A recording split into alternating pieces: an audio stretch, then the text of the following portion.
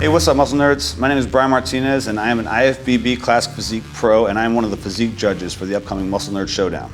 And I am IFBB Pro Jamie Pinder, 3-time Olympian, and we are here to talk to you today about the judging criteria for the Muscle Nerds Showdown.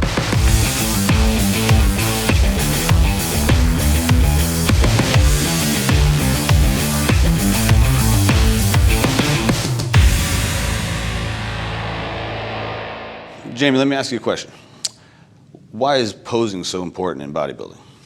Well, posing in bodybuilding is the thing that shows the judges and the audience all of the hard work that you've poured into your body.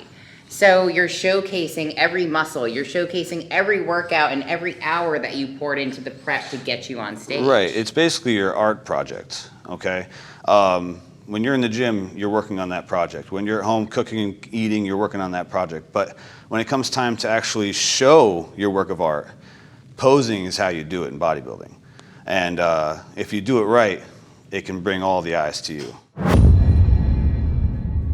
All right, Jamie, I understand there are what's called mandatory poses in bodybuilding. Tell me about these and why they're important. Yeah, so mandatory poses are showing off different aspects and body parts on a competitor, and they allow the judges to compare the competitors to each other. So you do these poses together at the same time, lined up? And you do them individually, so you can showcase your own strengths and hide your weaknesses at the same time. Well, give me one. Give me one to do. Let's do the front double bicep. All right, here we go. All right, so as you see Brian doing this front double bicep, he's showcasing his biceps. His arms are front and center. But you'll also see he's got his lats are out, making him nice and wide at top, and bringing down to a nice tiny waist, and then showcasing those awesome detailed pasty white legs. Yes. Tell me a little bit about what shape is. So shape is the overall appearance of your overall shape. So you want in bodybuilding, the ultimate shape to have is the X frame. So you always want to be nice and wide up top, right, nice and tiny in the middle, and then back out on the bottom. Show me an example. Do like a front pose. An example would be the front double bicep. So your biceps and the upper part of your body are nice and wide. You have a nice tiny waist, and then trying to showcase that X on the bottom as well. Exactly. Beautiful. All right, tell me a little bit about proportion. Proportion and symmetry are probably one of the most important things when it comes to posing in bodybuilding.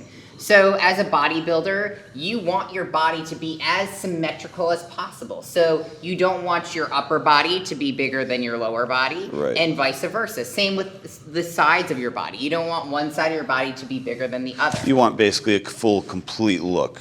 Yes. Nothing is overpowering something. Exactly. Okay, yeah, I get that. Tell me about conditioning. Conditioning is important for bodybuilding because that's what actually showcases your muscles. So if you have a lot of muscle, but you are not conditioned, so you're not lean enough, you have a too high body fat, you're not going to be able to showcase all of the musculature that's under there. Right, right. And you're not going to have as good of a shape because if you have more body fat, it's harder for you to have that X frame that we're looking for in all the poses. And here's another tip. Conditioning is important for posing because people that are not conditioned properly for a competition, they tend to overpose when they're on stage because they think the harder they flex doing something, the more detail they're going to show, the more lines they're going to show.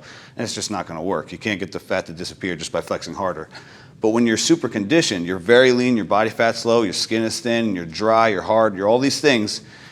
When you hit a pose, you don't have to flex so hard because you're already so conditioned. All you have to do is hit that shot and know that you're hitting every piece of the puzzle. So. And it shows off all of that musculature that you've been working so hard on. Right.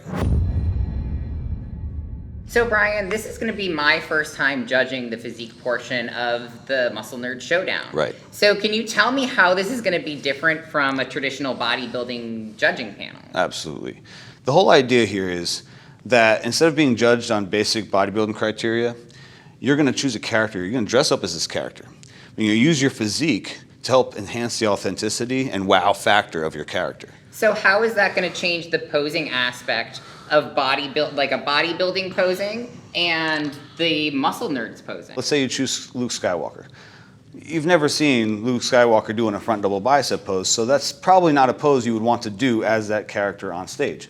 However, I have seen fan fiction, pictures of Luke holding the saber up and he's shredded and he's showing his lats, he's showing his obliques, his abs, he's, built like a freaking monster.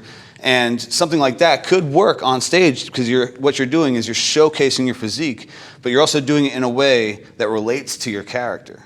So, does that make sense? So you're telling me that even if I don't know what all the mandatory poses are in bodybuilding, I can still do really good in this competition? Oh, 100%, 100%. And I don't have to learn any of the bodybuilding poses? No, not at all. Okay. There are some poses, I will say though, that can help your character. For example, Superman. Yep. Something like a front lat spread, which is a traditional mandatory pose, would look cool as a Superman character with a cape. Same thing with the victory pose. Those are, and same if you think about like if you have props, right? Right. Check this out right here.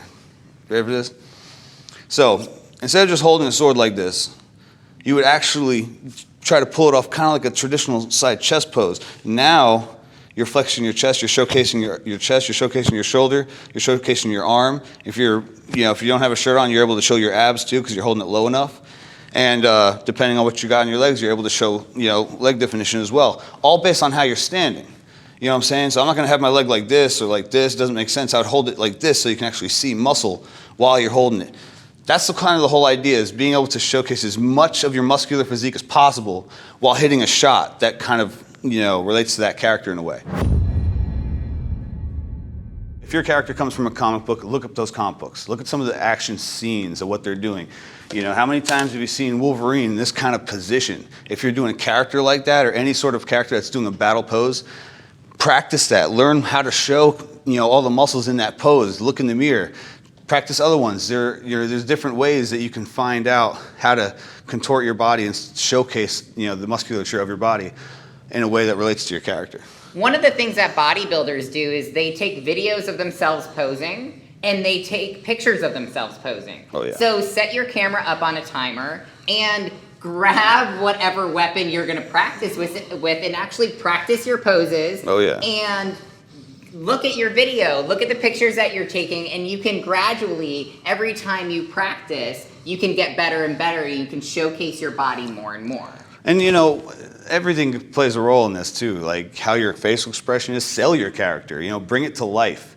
You know what I'm saying? So in your home, if your character has certain kind of theme music, put that music on and just start doing stuff in the mirror, looking at yourself and become that character. Because when you bring that to the stage, it's going to make an impression.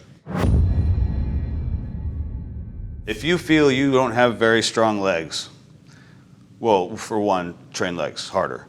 But if you feel like that's going to be a weakness on stage, maybe choose a character that wears pants or a skirt or kilt or something that kind of, hides that part of your body. Since this is cosplay, use it to your advantage. You want to focus on poses that are going to showcase, if you have really nice shoulders, stuff that's going to actually show off your shoulders. If you have a really nice back, some awesome good back poses with maybe some swords or whatever, weapons that you have available. So it's about hiding those parts of your body that maybe aren't your strong suit and really showcasing all of your strength. Brian, what are the competitors required to do the day of the show? All right, this is what we're looking for. On the day of the show, at the beginning of the show, which is pre-judging, that's where we're actually going to be scoring you. And what we're going to want from you is 3 poses. One where you're facing the front of the stage. With this pose, with all the poses, you're going to try to make sure that you're highlighting the strongest parts of your physique. Then we're going to ask you to do a quarter turn, and we're going to want to see the profile. Now, again, there's no strict pose that you need to do. It just needs to be a pose that shows the side of your physique. When we look at the side of physique, we're going to be looking for certain things, but mainly we're going to be looking at what you're presenting us. So make sure that, again, from all angles, you're showcasing exactly what your strengths. You want to show your strengths, hiding your weaknesses. The last pose that we're going to want is a pose where you're facing the rear of the stage, where we're actually going to start looking at the back muscles. And again, I can't stress this enough, do poses that bring the eyes to your strongest attributes.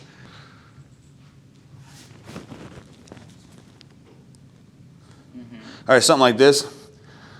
I'm obviously showing my arm detail, I'm showing my shoulder detail, but because I'm tilting my shoulder just a little bit and I'm flexing my chest, now I'm able to showcase my chest as well. And if I bring that arm up a little bit, I can show this bicep. You do a lot with every pose. You just gotta know what you're showing. Female side chest with a sword. You can do the same thing. Come down with the sword, tilt, and as you grab onto your sword, you can flex your chest muscles and your triceps and show that off. So every competitor is going to be required to do a 30 to 45 second routine, and this brings everything together. This is about showcasing your character, this is about hitting all of those poses, and doing a routine that brings the cosplay and bodybuilding aspect all together. Your routine is your personal way of making an impression on everyone that's watching you, the judges, the audience. So I make sure that when I'm putting together my routine, I'm choreographing my routine to include all my favorite poses, and I use my best poses on those big notes, you know, because that's what's gonna draw, that's what's gonna captivate your power everybody. poses. So those 3 poses that you choose in the mandatory section of the posing and your performance, take those 3 poses and you put them at the power points of your routine. Your power point is usually the beginning, the end, and then one strong middle note in some part of the middle of your routine. So that's when you would hit, you know, all of those 3 power mandatory poses. Make sure that, you know, between poses, you're staying in character pretty much is the best way to put it. You're not breaking that character. So even though you're not hitting a pose, you're just moving, you're flowing from one pose to the other, you're still at all times keeping things flexed and using, you know, every second you have that the eyes are on you to show parts of your body. And she's doing a great example right now.